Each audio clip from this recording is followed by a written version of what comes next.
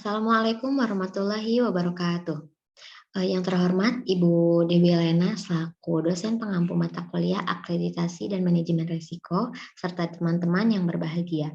Perkenalkan, nama saya Tarika Nur Isfahani Muslim dari kelas 2A dengan NIM P20637020035. Pada kesempatan kali ini saya akan mempresentasikan hasil daripada tugas yang sudah saya kerjakan terkait perhitungan analisis kuantitatif dokumen rekam medis.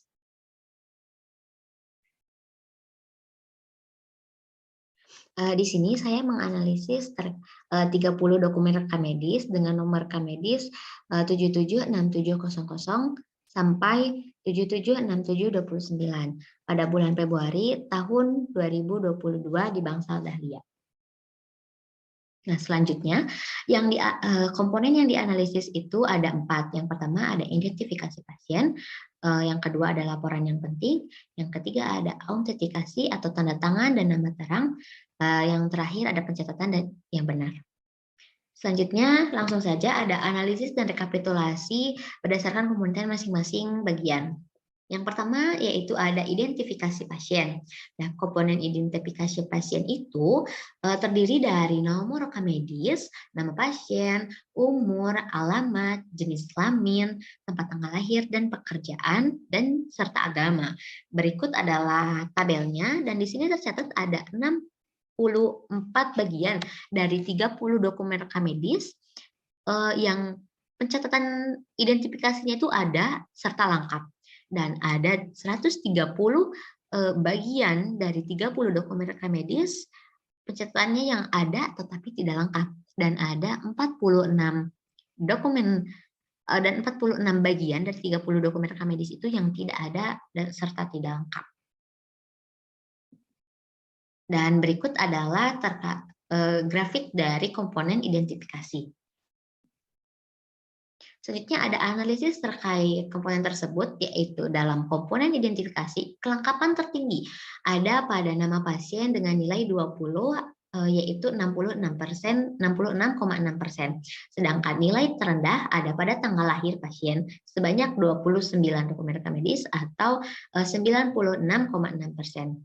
Tanggal lahir pasien memperoleh nilai sedikit dikarenakan petugas medis pada bangsal Dahlia ini masih menggunakan cara manual dalam melengkapi dokumen rekam medis. Pada pembahasan jurnal terkait kelengkapan dokumen rekam medis itu disebutkan ada 3 item yang harus ada pada komponen identifikasi pasien, yaitu ada nomor rekam medis, nama pasien, dan tanggal lahir pasien. Tujuannya yaitu untuk meminimalisir kesalahan dalam mengidentifikasi pasien. Komponen yang kedua yaitu laporan penting. Nah, berikut adalah tabelnya, dan di dalam komponen laporan penting ini ada yang pertama ada anamnesa, pemeriksaan fisik, diagnosa utama, awal, dan penyerta.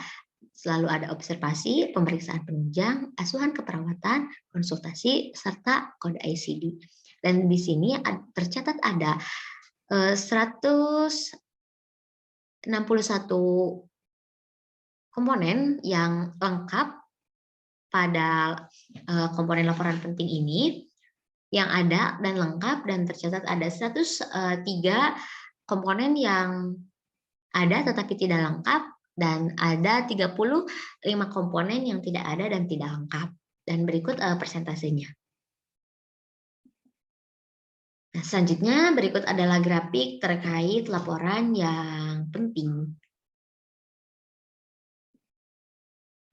Dan untuk analisisnya terkait komponen laporan yang penting itu ada ketidaklengkapan formulir tertinggi pada formulir asuhan keperawatan pasien dengan nilai 22 atau 73,3%. Hal ini disebabkan karena ada faktor usia, beban kerja, dan pengetahuan perawat itu sendiri. Asuhan keperawatan adalah rangkaian penting dalam proses pelaksanaan perawatan, dimulai dari pengkajian, penyusunan diagnos, rencana tindakan perawatan, melaksanakan tindakan, evaluasi, serta pendokumentasian asuhan keperawatan. Nah, yang telah diberikan kepada pasien tersebut. Dan untuk mengurangi nilai ketidaklengkapan pada formulir asuhan keperawatan ini kita bisa meningkatkan dengan menambah petugas atau memberikan pemahaman lebih pada petugas terkait pentingnya asuhan keperawatan dalam proses keperawatan. Nah, selanjutnya ada komponen autentikasi atau tanda tangan dan nama terang. Nah, di dalamnya terdapat bagian tanda tangan dokter, nama terang dokter, keadaan pasien keluar, cara keluar pasien, dan sebab kematian. Dan di sini tercatat ada 53 bagian yang ada dan lengkap,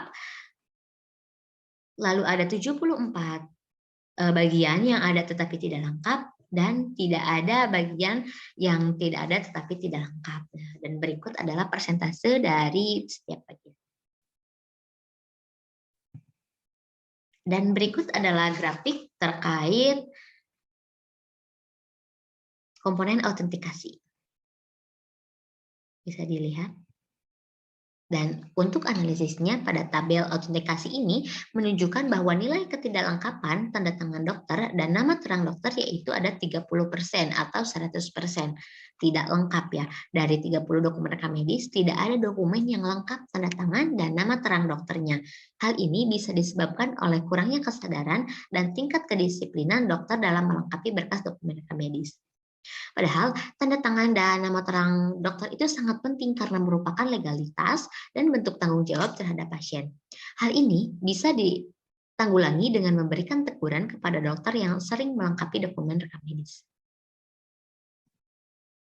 Dan yang terakhir itu ada komponen pencatatan yang benar. Nah, dalam komponen pencatatan yang benar ini ada 4 bagian, yaitu cara penulisannya, cara pembentukan kesalahan, singkatan, dan penutupannya. Nah, di sini tercatat ada 34 bagian yang ada dan benar, tercatat ada 78 bagian yang ada tetapi tidak benar, dan ada 8 bagian yang tidak ada dan tidak benar. Nah, dan berikut adalah persentase dari setiap bagiannya. Lalu ada ini grafik dari komponen pencatatan yang benar. Bisa dilihat ini dari persentase ada dan tidak adanya.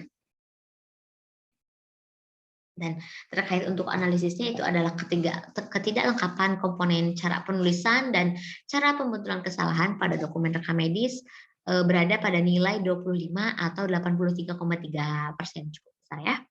Dan apabila terjadi kesalahan pencatatan dalam berkas dokumen rekam medis tidak boleh dihapus dengan cara apapun itu. Dan untuk mengoreksinya itu cukup dengan mencoret dengan catatan catatan tersebut itu masih bisa terbaca dan dilengkapi dengan para petugas yang bersangkutan. Dan pada tabel di atas itu adalah terkait komponen cara penulisan dan pembutuhan itu sangat tinggi. Dan bisa dikatakan bahwasannya mutu pada bangsal tersebut masih perlu ditingkatkan. Pernyataan ini didukung oleh teori yang mengatakan bahwasannya hasil kelengkapan dokumen rekam medis ini bisa menentukan peringkat mutu pada unit atau sarana kesehatan.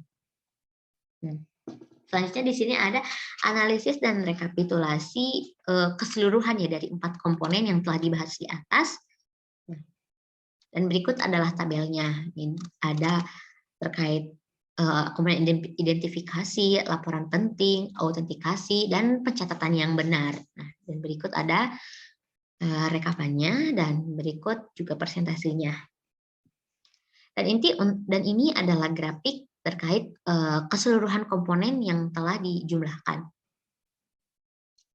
Yang pertama ada identifikasi, selanjutnya ada laporan penting yang persentase adanya lebih tinggi daripada yang lain, lalu ada autentikasi dan pencatatan yang benar yang terakhir. Dan untuk berdasarkan tabel di atas atau tabel keseluruhan itu dapat dilihat bahwa persentase tertinggi ketidaklengkapan pengisian dokumen rekam medis itu ada pada komponen identifikasi pasiennya dengan nilai 130 atau 43%. Hal ini bisa mengakibatkan tidak dapat menginformasikan identifikasi pasien sebagai basis data statistik, riset, dan sumber perencanaan rumah sakit atau pelayanan kesehatan. Dan menurut Ibu Gemala Hatta pada tahun 2013, dokumen rekam medis ini bisa dikatakan lengkap apabila semua data di dalamnya terisi dengan lengkap dan benar. dan sesuai dengan ketentuan yang telah ditetapkan di rumah sakit ataupun di pelayanan kesehatan ya. Maka dari itu perlu ditingkatkan kembali kedisiplinan, kesadaran petugas terkait pentingnya melengkapi dokumen yang ada pada dokumen, seluruh komponen yang ada pada dokumen rekam medis.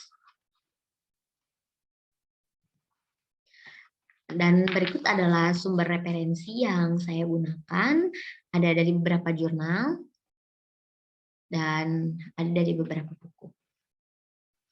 Nah, mungkin cukup sekian pemaparan materi dari saya, dan terkait dokumen rekam medis menurut Permenkes pada nomor 269 tahun 2008, yaitu dokumen rekam medis itu harus dibuat segera dan dilengkapi setelah pasien selesai selesai atau menerima pelayanan.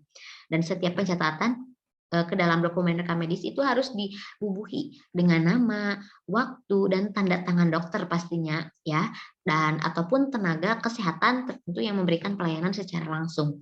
Dan diusahakan pencatatan dokumen rekam medis itu harus dicatat selengkap mungkin. Mungkin cukup sekian yang bisa saya sampaikan. Kurang lebihnya saya mohon maaf. Terima kasih atas perhatiannya. Wassalamualaikum warahmatullahi wabarakatuh.